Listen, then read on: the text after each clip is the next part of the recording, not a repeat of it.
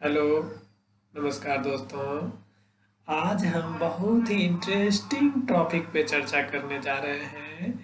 LHB coach के बारे में।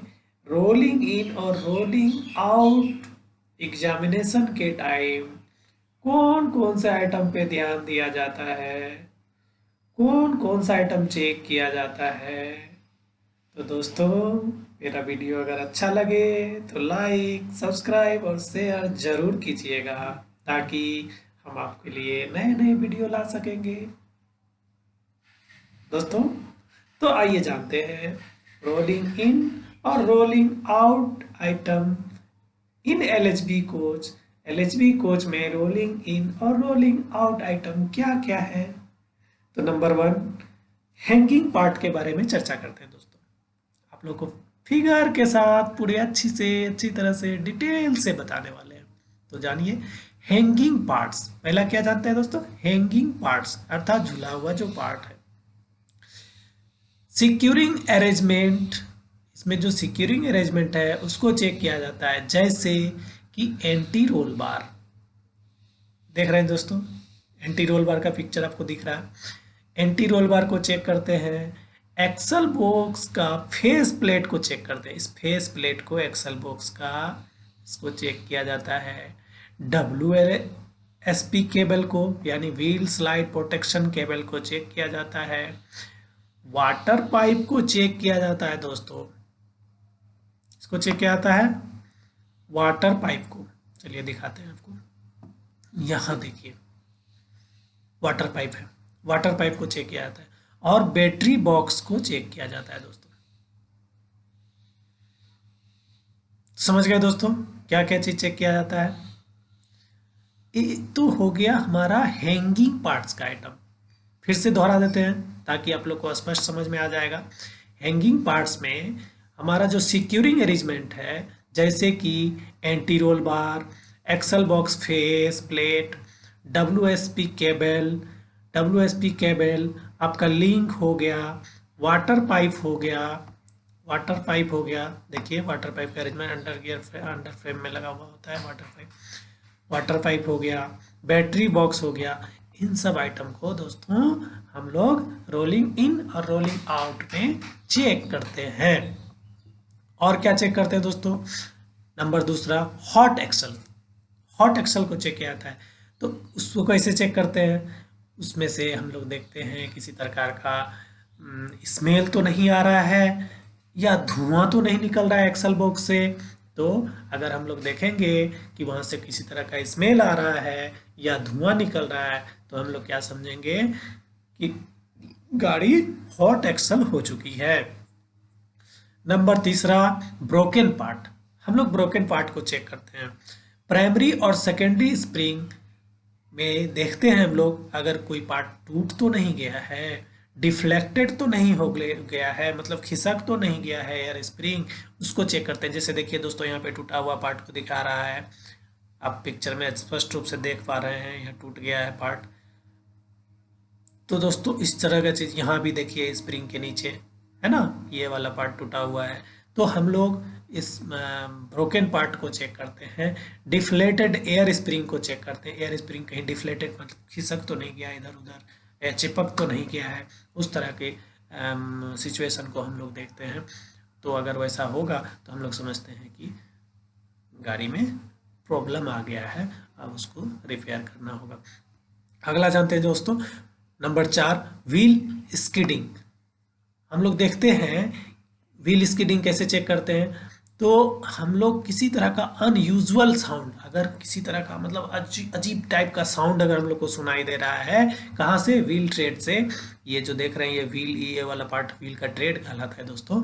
अगर व्हील के ट्रेड से किसी तरह का अनयूजुअल साउंड आपको सुनाई दे रहा है तो समझिए व्हील स्किडिंग हो रहा है। अर्थात अर्थात ट्रेन में ब्रेक बाइंडिंग हो चुकी है और उसे रिलीज करना होगा ब्रेक बाइंडिंग को, अन्यथा ट्रेन हॉट एक्सल हो जाएगा, व्हील डैमेज हो जाएगा।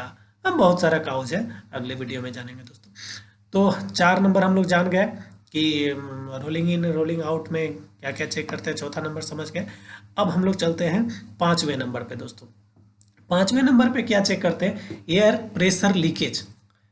एयर प्रेशर का लीकेज, कहीं से एयर प्रेशर लीक तो नहीं हो रहा है, तो उसको कैसे जानेंगे, हिसिंग साउंड सुनते हैं। कहाँ से, एयर ब्रेक पाइप से। अगर किसी तरह का हिसिंग साउंड आ रहा हो तो हम लोग समझेंगे कि एयर प्रेशर लीकेज हो रहा है, अर्थात हमारे ट्रेन से प्रेशर ड्रॉप हो रहा है। नंबर 6 जानते हैं दोस्तों, डिफ्लेटेड एयर स्प्रिंग, अर्थात अनइवन एयर स्प्रिंग। अगर हमारा ये वाला पार्ट जो देख रहे हैं दोस्तों, यहाँ पे एयर स्प्रिंग लगा हुआ होता है, तो उसको हम लोग देखते हैं कि वो चिपक तो नहीं गया है, तो ऐसी अवस्था को डिफ्लेटेड एयर स्प्रिंग कहते हैं। इसमें भी ट्रेन डैमेज होता है, अगर ऐसा है तो हम लोग उस बॉगी को डैमेज करते हैं। नंबर 7 जानते हैं, ब्रेक इंडिकेटर अप्लाइड और रिलीज, अर्थात ब्रेक बैंडिंग। ब्रेक बैंडिंग में क्या होता है दोस्तों, 7वां नंबर हम लोग देखते हैं कि ट्रेन कहीं ब्रेक बैंडिंग तो नहीं है। अगर अगर ब्रेक इंडिकेटर, ये जो देख रहे हैं दोस्तों ब्रेक इंडिकेटर है, ये वाला भी ब्रेक इंडिकेटर है, अगर ब्रेक इंडिकेटर रेड दिख रहा है अर्थात ट्रेन रिलीज नहीं है, अर्थात गाड़ी ब्रेक बैंडिंग है। और अगर ग्रीन है तो एयर प्रेशर क्या है, रिलीज है, अर्थात ब्रेक बैंडिंग नहीं है, रिलीजिंग अवस्था में। तो इस चीज़ को हम लोग चेक करते हैं कि ब्रेक इंडिकेटर से, ये दिया हुआ है एलएचबी कोच में फैसिलिटी कि हम लोग इंडिकेटर देख के पता कर सकते हैं कि गाड़ी रिलीज है या नहीं है। अगर रिलीज है तो ग्रीन रहेगा, अगर रिलीज नहीं है तो रेड रहेगा। रेड रहेगा, अब चलती अवस्था में हम लोग रोलिंग इन रोलिंग आउट कर रहे हैं, तो उस अवस्था में अगर ये रेड है अर्थात ट्रेन ब्रेक बाइंडिंग है, तो उसको हम लोग ब्रेक बाइंडिंग को क्लियर करते हैं, ब्रेक बाइंडिंग को छुड़ाते हैं अगर ब्रेक बाइंडिंग अवस्था में होता है तो। अब 8वां पार्ट जानते हैं दोस्तों, क्या चेक करते हैं, securing arrangement of all tanks. जितना भी टैंक देखिएगा अंडर फ्रेम में एलएचबी कोच का लगा हुआ रहता है, सब टैंक का सिक्योरिटी मतलब सिक्योरिंग अरेंजमेंट को हम लोग चेक करते हैं, सेफ्टी चेक करते हैं कि वह टैंक खुल के ना नीचे गिर जाए। अगर नीचे गिर जाएगा तो क्या हो जाएगा, ब्रेक अर्थात ट्रेन डेरेलमेंट हो जाएगा। तो उसको रोकने के लिए हम लोग ये पूरा सिक्योरिंग अरेंजमेंट चेक करते हैं, जिसमें आपका सीडीटीएस टैंक हो या बायो टॉयलेट का टैंक हो, सीडीटीएस का टैंक हो या बायो टॉयलेट का टैंक हो या अंडर स्लंग टैंक हो, किसी तरह का टैंक हो, उस टैंक को हम लोग चेक करते हैं। एक्चुअली रिजर्वर का टैंक को भी चेक करते हैं दोस्तों, ये जो देख रहे हैं फिगर में आपको एक्चुअली रिजर्वर, इसका भी टैंक को चेक करते हैं। उसके बाद ब्रेक कंट्रोल मॉड्यूल, ये जो देख रहे हैं ब्रेक कंट्रोल यूनिट जिसको कहा जाता है, इसका पूरा आइटम्स को सिक्योर है या नहीं है, कहीं खुल के तो गिर नहीं रहा है, इसकी सिक्योरिंग अरेंजमेंट को चेक करते हैं कि सही ढंग से लगा हुआ है ना नट बोल्ट। और दोस्तों क्या चेक करते हैं आपका, चलिए यहाँ पे सीबीसी अनकपलिंग डिवाइस को चेक करते हैं और फूड बोर्ड को भी चेक करते हैं। ये सीबीसी अनकपलिंग डिवाइस यहाँ पे लगा हुआ है, ये देखिए है ना, इसकी सिक्योरिटी को भी देखते हैं ये ठीक ठाक है कि नहीं है। उसके बाद आप फूड बोर्ड को चेक करते हैं, फूड बोर्ड सही तरह से लगा हुआ है कि नहीं है, इसके नहीं, यहाँ पे देखिए नट बोल्ट से टाइट किया हुआ रहता है, ये ठीक से टाइट है कि नहीं है, इसको चेक किया जाता है। तो इस तरह से हम लोग दोस्तों पूरा आइटम को चेक करते हैं कि कहाँ क्या प्रॉब्लम है और कहाँ नहीं है, इस चीज़ को देखा जाता है दोस्तों। तो हम लोग जान गए दोस्तों कहाँ तक, 8वां नंबर तक जान गए ना, 8वां नंबर तक जान गए। अब 9 नंबर को हम लोग जानेंगे दोस्तों, 9 नंबर को जानेंगे। हेलो दोस्तों, तो चलिए हम लोग जानते हैं 9 पार्ट्स के बारे में। 9th आइटम क्या क्या चेक करते हैं रोलिंग इन रोलिंग आउट में। तो कपलर सैगिंग ऑफ 4 कपलर, अर्थात आप देखे होंगे 2 कोच के बीच में प्रेशर जाने आने के लिए जो पाइप लगा हुआ रहता है दोस्तों, उस पाइप को हम लोग चेक करते हैं और वहाँ पे जो कपलर है एक दूसरे के साथ जुड़ा हुआ, उसको भी चेक करते हैं कि वो ठीक ठाक से है कि नहीं है, झूल तो नहीं गया है नीचे, उसके सिक्योरिंग अरेंजमेंट को चेक करते हैं। और 10वां दोस्तों चेक करते हैं, 10वां आइटम हम लोग चेक करते हैं व्हिसिंग साउंड।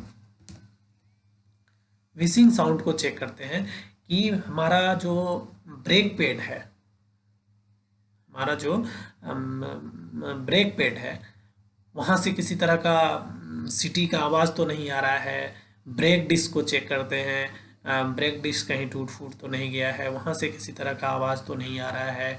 बियरिंग फ्रंट और बैक को चेक करते हैं। जैसे देखिए दोस्तों, आपको फिगर में भी दिखाया जा रहा है। ये ब्रेक पैड हो गया, यहाँ पे ब्रेक पैड को चेक करते हैं। आपका ये हो गया ब्रेक डिस्क, और ये हो गया बियरिंग का फ्रंट भाग, ये तो अर्थिंग बॉक्स है। और ये हो गया आपका बियरिंग का फ्रंट भाग। ये आइटम वगैरह चेक करते हैं हम लोग कि सब ठीक ठाक है या नहीं है। अगर दोस्तों नहीं ठीक रहता है तो उस गाड़ी को हम लोग डैमेज कर देते हैं और फिर रिपेयर के लिए भेज देते हैं, वहाँ रिपेयर होता है। तो दोस्तों, अरे यार, अगर मेरा वीडियो अच्छा लगे तो लाइक और सब्सक्राइब जरूर कीजिएगा। धन्यवाद।